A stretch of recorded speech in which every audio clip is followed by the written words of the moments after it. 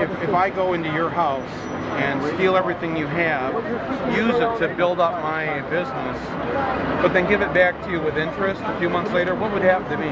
I'd be in jail. It wouldn't matter that I paid it back. It wouldn't matter that I paid it back with interest, right? I mean, I'd be in jail.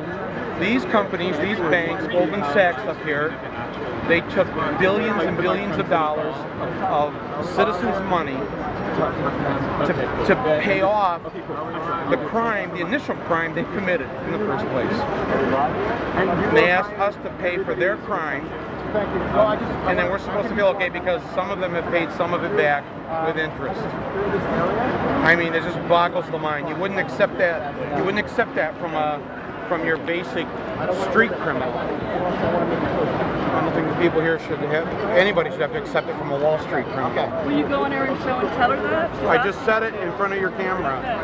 Okay. You know. Live tomorrow night with her. No, I think she should come down here and talk to the people here. I am not the voice of this thing. I am a citizen and a participant in this.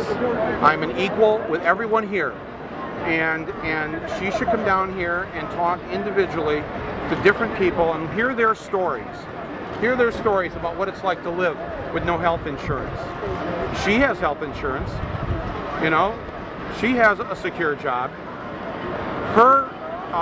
She's not facing foreclosure. Very easy for her to sit there in Columbus Circle and come after innocent people who are struggling to survive.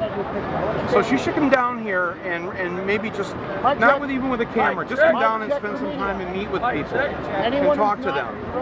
But I'm not the spokesperson for this movement. There are millions of spokespeople for this movement. They live in every neighborhood in America.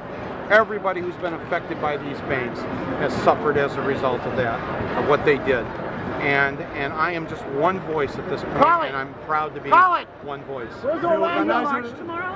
Will you be marching tomorrow? Absolutely. Yes, this is my 4th time down here now. The organizer said like inspired from Greece. Any message to Greece?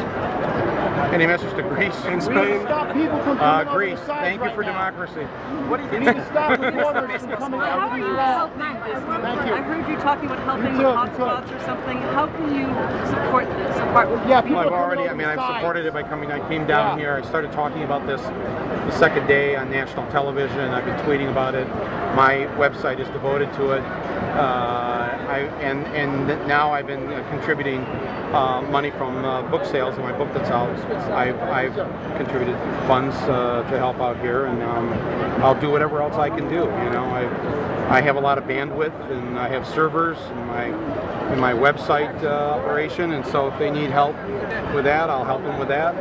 They just said they did, so I'll help them with that. We just talked about setting up hotspots in other Occupy cities where this is going on, so that there's wireless internet at these protests and demonstrations. You know, I mean, I'll do what I can do. Everybody here is doing what they can do. You know, each according to their means.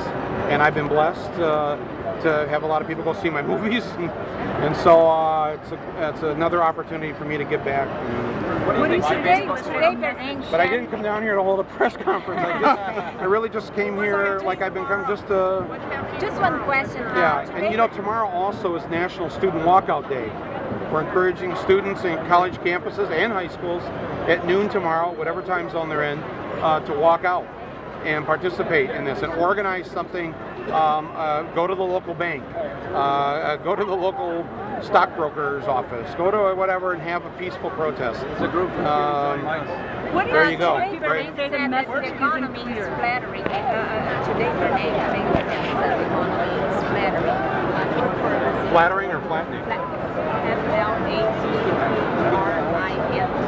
Flattering. So it's, yeah. Oh, faltering. Faltering, okay. Yeah. So when I asked, I work for a Brazilian investor, and could you give us a picture on what is this about? What is the cause and what is this about? Yeah. This is the end result of these bankers overplaying their hands. They were already filthy rich, but filthy rich wasn't enough. Somehow they thought there was something up the ladder above filthy rich, and so for the last couple of decades, They've been conniving and scheming and planning ways to steal money from working people and students in this country, making their lives miserable. And they've done it any of a number of ways.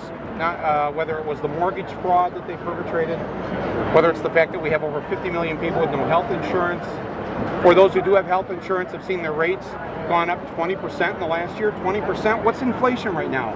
1%? 2%? But health insurance companies raise their prices 20%? That's called stealing. These are professional kleptomaniacs in these buildings. And they are trying to turn our democracy from a democracy to a kleptocracy. That's what they're really up to. And they've gotten away with it so far. And what you see here and what you're seeing all across the country are millions of people who've had it. And they are rising up peacefully, non-violently. But, you know, the great thing is when you're in the majority, when you have millions behind this whole thing, nobody really needs to even think about violence or doing anything to harm even the people that have harmed them. Because we have the votes, we are the majority of the citizens. Power in a democracy is derived from the people. And they are not the people. They are the upper 1%. And when you hear that Burnett saying that the economy is faltering, the economy is faltering because it's been in the hands of people who've been running a crazy casino. You know, if you had $1,000 right now, what's the first thing you would do? Would you go to the casino? I mean, but it's not their $1,000. It's everybody's here thousands of dollars. Every student that's having to pay outrageous tuition fees that they're going to be in hock for half of their adult lives. That's the casino they've set up. They won't bet with their money. They're betting with people's pension funds. They're betting with student loans. They're betting with people's mortgages. And it's just, I just think people have just had it. And what's so beautiful about this is that no one has organized this. There is no leader here. Everyone is a leader.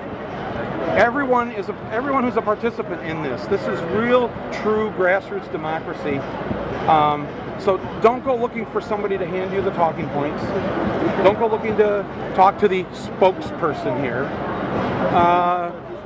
You can talk to anyone, because everyone here has a story. Everyone here has a story. What did you think about Brooklyn Bridge and what happened on the weekend of Brooklyn Bridge? The Battle of the Brooklyn Bridge. It was the second Saturday in a row. I mean, essentially, we've been witnessing police riots. That was a quieter riot.